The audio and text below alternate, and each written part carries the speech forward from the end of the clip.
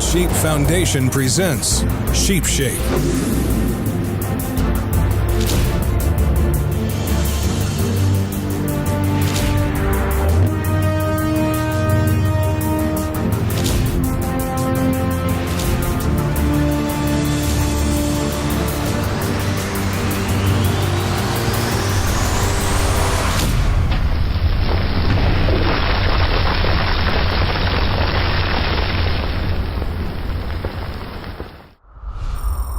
In the chilled air of British Columbia, Kelsey Burford has just arrived back at camp.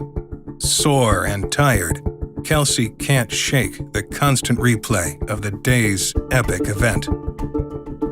He was at 5-10 feet, and I completely missed him. I'm not exactly sure what happened, but I am frustrated. It's tough, and to miss at that kind of distance is unbelievable, but it happens, and I'm accepting it, and tomorrow will be a new day. I'm excited to get back out there and get some more stalks. I have an amazing team of people here helping me, which is great. They have some serious patience, which you have to have when you're bow hunting, so everybody understands what I'm going through. So it's nice to know that we're all on the same page. Like I said at the beginning, we're here for the long haul, and whatever it takes, we're gonna do. Deep in the starlit Northwest Territories, Patrick Scroggin has recently connected with a mature wolf. On his way back to camp, an unstable step caused him to fall in the frigid Canadian River. Due to water damage, his prosthetic leg is showing some unwelcome signs.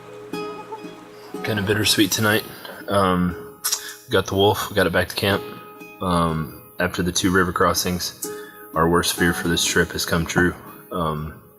This loaner leg that I got, the X3, is supposed to be waterproof, but after 2 river crossings, it's acting up, won't take a charge. It started acting crazy, beeping and going all crazy.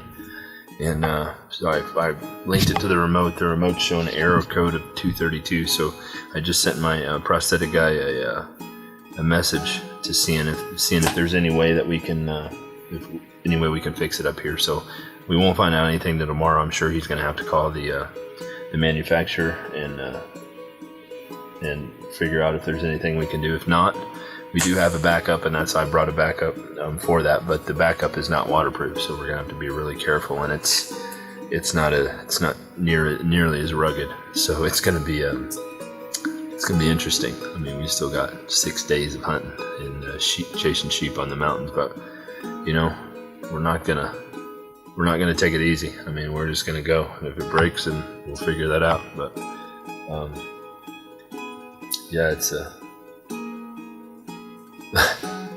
don't know what to say. It sucks, but it is what it is. You know, we gotta figure out what to do. It boils down to it. I'll cut some trees down. I'll make some crutches, but we're gonna get it done.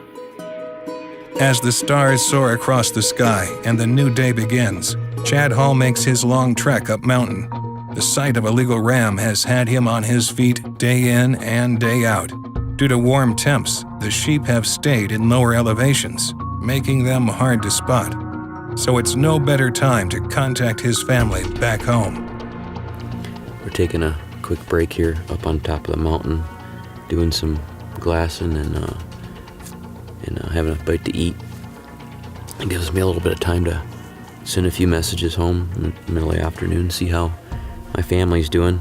It's probably one of the most important things for going on these long trips for 2 to 3 weeks is being able to stay in touch with my wife and kids. You know, I got a 2.5-month-old baby and a 2.5-year-old daughter, so you know, being able to stay up on what they're doing every day and not miss anything is pretty important to me. So, you know, inReach is a necessity for me to be away from home like this. So I'm just gonna check in with them, see how they're doing today, and we'll pack up and get down the ridge a little further and see if we can't get another vantage point and glass on some rams. As Chad uses this time to update his family back home, Todd again, Chad's guide, talks about the expectations of a bighorn ram hunt.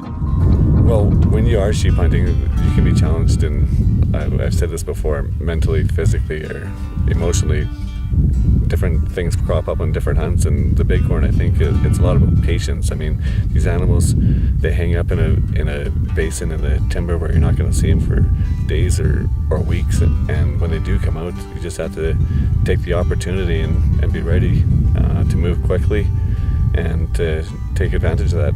But it's not as strenuous, or it can be, but at times it's not even as strenuous as some of this, like physically demanding as some of the other sheep hunts can be. But you got to have patience, because like I say, it can be a drawn out hunt. You could be 10, 14, 21 days before you get a crack at a ram, and that wears on people emotionally and mentally for sure. And that's where you got to be patient. Patience is something Chad has dealt with every day of this hunt. With the sun setting behind the mountains, the team decides to make their long trip back to camp.